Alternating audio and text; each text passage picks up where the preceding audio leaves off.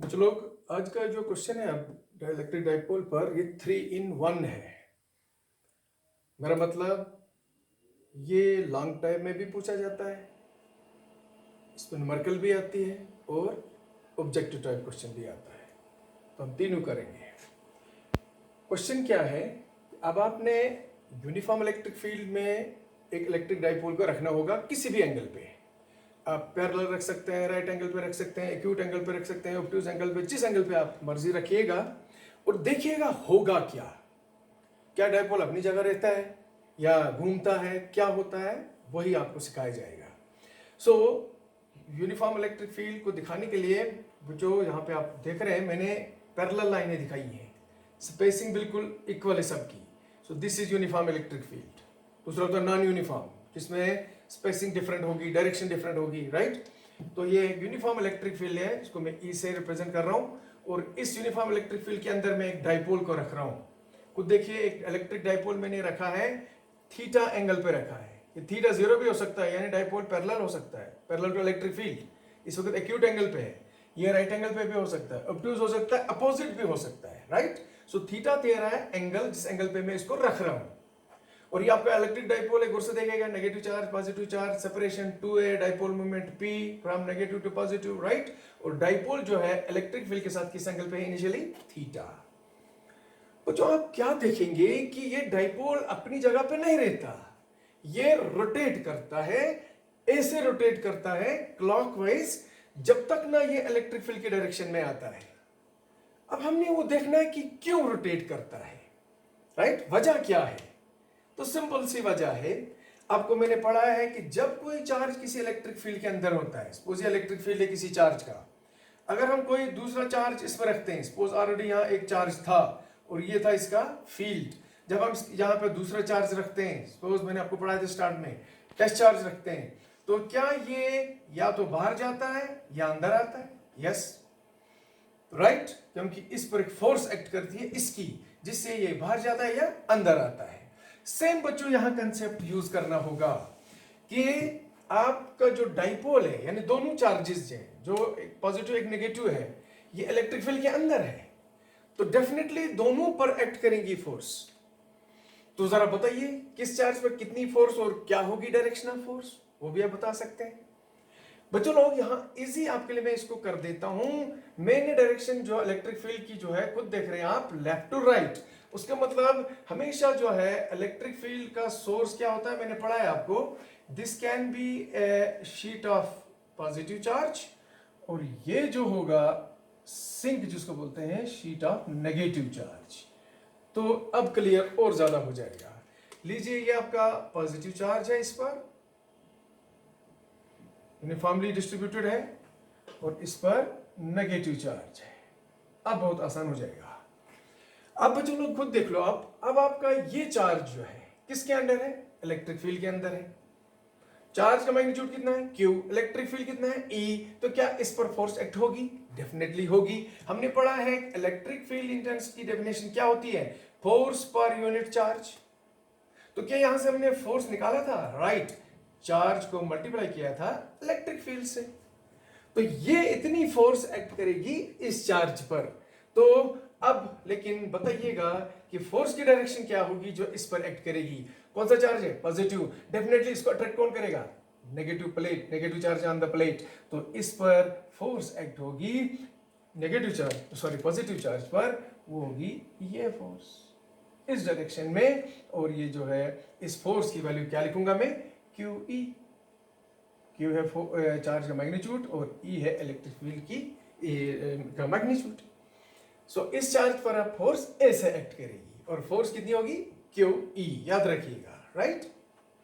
चलिए इस चार्ज की बात करो, ये भी इलेक्ट्रिक फील्ड के अंदर है, उसे इलेक्ट्रिक फील्ड के अंदर है E, और इसका मैग्नीट्यूड कितना है, Q, और ये नेगेटिव चार्ज है, बोलो ये किधर अट्रैक्ट होगा, पॉजिटिव प्लेट की ओर, तो इस पर एक्ट करेगी फोर्स ऐसे, और ये भी होगी QE। वाह, दोनों पर इक्वल फोर्स एक्ट कर रही है, magnitude same, QE QE QE।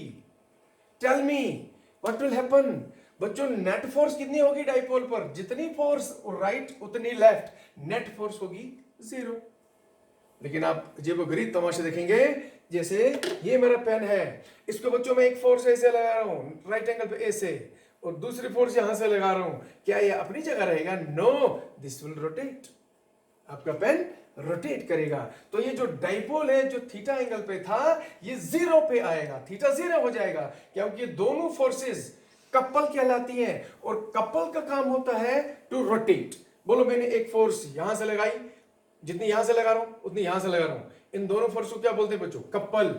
जैसे ये मैं बोल रहा हूं पेन है, एक फोर्स यहां से लगा रहा हूं, एक फोर्स यहां से लगा रहा हूं, और दोनों फोर्स का मैग्नीट्यूड सेम है, तो क्या आपका ये ऐसे घूमेगा? यस, यानी आपका जो ये रॉड है या बॉडी है, इट विल रोटेट। तो moment of couple is to rotate, और दैट इज कॉल्ड टॉर्क। तो आपके डाइपोल पर एक्ट करेगा टॉर्क, ट्विस्टिंग इफेक्ट प्रोड्यूस हो जाएगा, आपका डाइपोल घूमेगा, ये घूमता रहेगा जब तक ना आएगा इलेक्ट्रिक फील्ड की डायरेक्शन में। वही हमारा क्वेश्चन है कि calculate torque acting on a dipole in uniform electric field.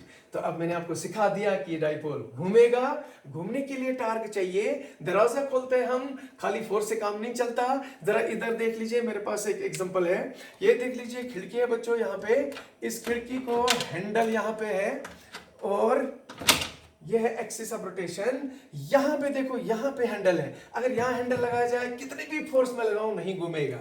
हाँ, फिर मैं एक्सिस से दूर आ रहा हूं, ये जो है आर्म, ये जो है मोमेंट आर्म कहलाती है, इसको मैं यहां तक ला रहा हूं, और यहां मामूली फोर्स लगा रहा हूं, और आपका ये जो दरवाजा या खिड़की खुल गई। तो ये जो मैंने फोर्स लगाई और ये जो डिस्टेंस अगर मल्टीप्लाई किया जाए तो टॉर्क होता है, उसी को टॉर्क बोलते हैं। तो लिहाजा यहाँ मोमेंट ऑफ कपल जो है उसी को बोलते हैं टॉर्क। तो ये आपका ट्विस्ट करेगा डाइपोल, वही आपने कैलकुलेट करना होगा कि उस टॉर्क का मैग्नीट्यूड क्या होगा और डायरेक्शन क्या होगी। तो बच्चों लोग, वेरी इजी क्वेश्चन, तो कर लेते हैं शुरू। अब कितना होगा इस अब डाइपोल पर टॉर्क, वो कैलकुलेट करेंगे। तो बच्चों, टॉर्क का फार्मूला पहले हम लिखते हैं, torque is equal to, torque बच्चों हम टाउ से लिखते हैं, ये देखिए इस सिंबल से टाउ, ये इसका फार्मूला है, दो में से एक फोर्स, आइदर फोर्स, फार्मूला लिखते हैं, आइदर फोर्स का मतलब दो में से एक फोर्स, क्योंकि दोनों फोर्स का मैग्नीट्यूड सेम है। इसको मल्टीप्लाई करते हैं बच्चों दोनों फोर्सेस के बीच perpendicular distance, multiply by perpendicular distance. अब बोलो बच्चों, दोनों फोर्सेस के बीच परपेंडिकुलर डिस्टेंस क्या लोगे?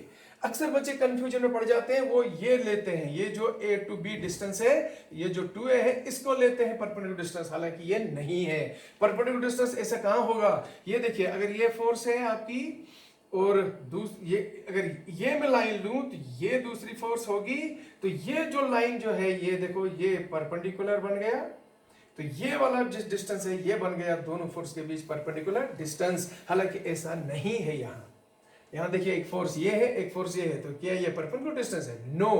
तो फिर मैं परपेंडिकुलर डिस्टेंस कहां से लाऊं? बच्चों वेरी सिंपल, मैं ये जो फोर्स है इसको थोड़ा पीछे ले आता हूं, ये देखिए मैं इसको थोड़ा पीछे ले आता हूं, ला सकता हूं, इसकी लाइन ऑफ एक्शन पीछे लाई जा सकती है यहां तक। फिर इस फोर्स के फुट से मैं एक परपेंडिकुलर नीचे ड्रा करता हूं, देखिए मिल गए दोनों, ये फोर्स भी और ये फोर्स भी। कहां मिली? चलिए खुद देख लिए, मान लीजिए सी पे मिली, ये बी सी जो है इस ए सी को यहां पे इंटरसेक्ट कर रहा है।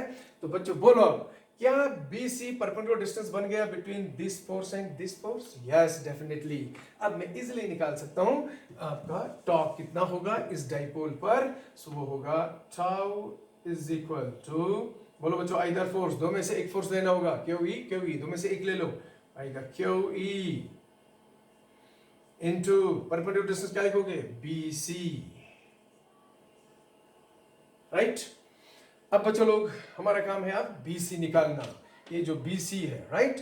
बच्चों जब ये थीटा है तो ये एंगल भी सेम थीटा ही होगा, राइट, एक ही चीज है, ये थीटा, राइट। तो इसको मिटा देते हैं, तो ये रखते हैं। बच्चों आप इस ट्राइंगल का सहारा लेके BC निकाल सकते हो। बोलिए, इस राइट एंगल ट्राइंगल में, ये राइट एंगल ट्राइंगल है, तो मैं अगर बोलूं BC अपॉन AB, क्या होगा? BC is perpendicular, AB is hypotenuse. Is it sin theta? Yes. तो BC होगा क्रॉस मल्टीप्लाई करके AB sin theta. So BC is equal to what is your AB? A to B is 2a sin theta. BC की जगह आप क्या लिखोगे बच्चों? 2a sin theta. So tau, फिलहाल खाली मैं सर बच्चों मैं मैग्नीट्यूड निकालूंगा, डायरेक्शन बाद में है. QE into 2a sin theta. Further, tau is equal to बच्चों क्यों ये सारा मल्टीपल में तो मैं लिख सकता हूँ Q into 2a into a sin theta. तो ये होगी एक एक्सप्रेशन जो मुझे टार का मैग्नीट्यूड दे रही है. और से देखिएगा इसमें क्या क्या है सब्स्टिट्यूट करना होगा. चार्ज दो में से एक चार्ज का मैग्नीट्यूड, दोनों के बीच सेपरेशन, तो डाइपोल हो गया ना. ई इलेक्ट्रिक फील्ड जिसमें आप इसको रख रहे हो और किस एंगल पर रख रहे हो उसका साइन लेना है. कहने का मतलब अगर आप पैरेलल रखोगे तो आपको टॉर्क नहीं मिलने वाला, बिकॉज साइन 0 0 होता है. अगर आप डाइपोल को राइट एंगल पर रखोगे साइन 91 मैक्सिमम होता है तो टॉर्क मैक्सिमम होगा. राइट तो ये क्लियर कर रही है एक्सप्रेशन, ये साइन जो है क्लियर कर रहा है कि डाइपोल जो है राइट एंगल पर रखने से एक्सपीरियंस करता है मैक्सिमम टॉर्क और पैरेलल या एंटी पैरेलल रखने से कोई टॉर्क नहीं. तो ये आगे बच्चों मैग्नीट्यूड ऑफ टॉर्क जो इस डाइपोल पर एक्ट करेगा. तो अगर हम इसको और थोड़ा सा आगे करें तो इसको हम ऐसे भी लिख सकते हैं बच्चों, बोलो Q into 2a dipole moment P, ये बन गया PE sin थीटा. याद रखिए इस पर नंबर आती है तो कर सकते हैं इजीली, कोई मुश्किल नहीं. एंगल दिया होगा, इलेक्ट्रिक फील्ड इंटेंसिटी दी होगी, डाइपोल मोमेंट दिया होगा या Q into 2 Q दिया होगा 2a दिया होगा तो आप टॉर्क निकाल सकते हो. Very simple. या कोई भी इनमें से 1 2 3 4 है इसमें से वेरिएबल, कोई भी 4 में से 3 दी होंगी, चौथी आप निकाल सकते हो. So this is the magnitude of torque which will act on the dipole और आपका डाइपोल रोटेट करेगा. टॉर्क का काम ही होता है टू रोटेट. तो चलिए बच्चों अब इस टॉर्क का जो मैग्नीट्यूड मैंने निकाला, अब इसकी मैं डायरेक्शन निकालता हूँ. बच्चों लोग गौर से देखो, बहुत ही आसान है. मैं अगर इसी एक्सप्रेशन को अब मैं डायरेक्शन की फार्मूला ला रहा हूँ, मैं आप ये देखो डायरेक्शन, मैं बच्चों इसको लिख लूंगा vector P cross vector E. Can I write? PE sine theta को देख सकते हैं vector P cross vector E. Yes definitely 11th में पढ़ा है. बोलो what is vector A cross vector B equal to, पढ़ा है आपने. वेक्टर C पढ़ा है. और इस C की डायरेक्शन आपको पता है इन दोनों के प्लेन के ऊपर परपेंडिकुलर, जिसको राइट हैंड थंब रूल से भी दिखाया जा सकता है. ये A ये B, A क्रॉस B ये होता है C. या फिर राइट हैंड स्क्रू रूल ऐसे करते थे. A B जब घुमाते थे हम पेज को, स्क्रू को, कहां जाता था? ऊपर. तो वो देता था direction of C. Right hand screw rule, right hand cork rule पढ़ा है हमने. तो बोले बच्चों what is direction of torque from this term now. हम बोलेंगे टॉर्क जो होगा उसकी डायरेक्शन होगी इन दोनों के प्लेन के ऊपर परपेंडिकुलर. जरा देखिए फिगर में, डाइपोल मोमेंट आपका A टू B ये है, खुद देखिए P, तो ये है डाइपोल मोमेंट वेक्टर, और इलेक्ट्रिक फील्ड ब्लू लाइन से दिखा रहा हूं, राइट. और ये आ गया इलेक्ट्रिक फील्ड. क्या दोनों के बीच थीटा एंगल है? यस. तो करिए P cross E. P cross E देगा टॉर्क की डायरेक्शन. तो जब आप P क्रॉस E करते हैं, राइट, तो अगर आप यूज करेंगे right hand thumb rule, P is इधर, E इधर, करो P cross E, where goes the direction of torque? थल्ले, डाउन, राइट. तो खुद देखिए this is the direction of torque. जो इसको नीचे ले जाएगा तो वो होगी डायरेक्शन ऑफ टॉर्क. तो इस तरीके से बच्चों ये हो गया मैग्नीट्यूड भी और डायरेक्शन भी. अब कुछ हम स्पेशल केसेस भी डिस्कस कर लेते हैं. That is all very very important. Special cases.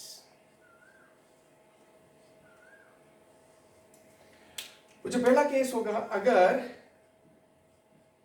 Dipole को मैं थीटा लूं 0 या 180.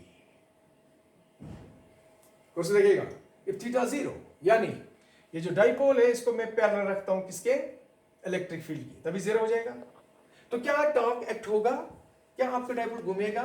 जरा बताइए. जरा करिए थीटा की वैल्यू 0 अपनी इस एक्सप्रेशन में जिसको मैं x से डिनोट कर रहा हूं. तो टाउ होगा PE sin 0 degree. What is sine 0? 0 no torque. तो यहां से ऑब्जेक्टिव डाला जाता है. When a dipole, electric dipole is placed parallel to electric field, it experience maximum torque, no torque whatsoever. और भी ऑप्शन होते हैं तो देखो आंसर मिल गया कि जब थीटा 0 यानी डाइपोल को पैरेलल टू फील्ड रखा जाए तो क्या उस पर टार्क एक्ट होगा? No torque. सिमिलरली जब 180, अब आपको डाइपोल को क्या रखना होगा?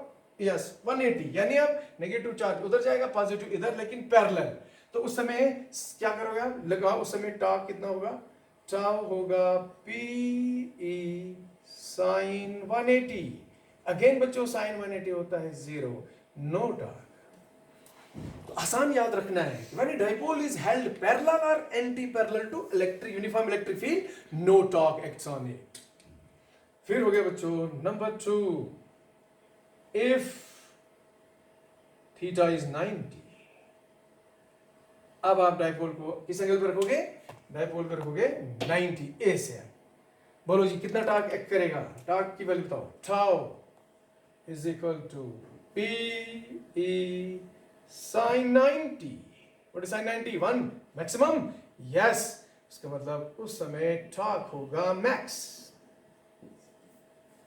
राइट? तो दैट मींस क्या बोलोगे? When a dipole is held at right angle to the uniform electric field, it experience maximum torque, right? और मिनिमम 0 पे और मैक्सिमम 90 पे। तो बीच में तो आप इंटरमीडिएट जिसको बोल सकते हो, दरमियाना किस्म का टार्क एक्ट होगा। ओके, और अगर हम तीसरा केस भी थोड़ा सा लें कि अगर मैं थीटा लेता हूं 30 डिग्री, सपोज जैसे फिगर में मैंने दिखाया, मान लो थीटा इस वक्त 30 है, कितना होगा टॉर्क? टॉर्क होगा पी ई साइन 30। साइन 30 होता है बच्चों 1/2, तो आपकी वैल्यू आएगी P E by 2। It is half of the maximum, half of max. तो इस तरीके से हमने बच्चों सीखा कि जब एक इलेक्ट्रिक डाइपोल को यूनिफॉर्म इलेक्ट्रिक फील्ड में किसी भी एंगल पर रखा जाए, जैसे 0 पे रखोगे, 90 पे रखोगे, एक्यूट पे रखोगे, ऑब्ट्यूज पे रखोगे, राइट, पैरेलल, एंटी पैरेलल, तो हमने सीखा टॉर्क निकालना, राइट। और this is very very important question, 5 marks का भी और न्यूमेरिकल भी। मैंने इस पार्ट में बोला न्यूमेरिकल आती है, राइट, और ऑब्जेक्टिव टाइप यहां से निकाला जाता है। तो इसके से 3 and 1 क्वेश्चन हो गया बच्चों। अब यहाँ एक और ऑब्जेक्टिव मैं आपसे शेयर करना चाहूंगा बच्चों। आपने यहाँ अभी सीखा कि जब एक इलेक्ट्रिक डाइपोल को यूनिफॉर्म इलेक्ट्रिक फील्ड में रखा जाता है तो आपके डाइपोल का जो नेट फोर्स उस पर होती है, देखो जितनी इधर फोर्स उतनी इधर, नेट फोर्स 0। लेकिन हाँ, आपके डाइपोल पर टॉर्क एक्ट हो गया, right. So when an electric dipole is placed in a uniform electric field, net force 0 but torque acts on it. Done? Yes. लेकिन एग्जामिनर ये कम ही पूछता है, एग्जामिनर दूसरा पूछता है जो मैं बोलने जा रहा हूं कि अगर यही डाइपोल नॉन यूनिफॉर्म फील्ड में रखा जाए तो। नॉन यूनिफॉर्म का मतलब हर एक जगह इलेक्ट्रिक फील्ड की इंटेंसिटी सेम नहीं होगी, कहीं कम कहीं ज्यादा।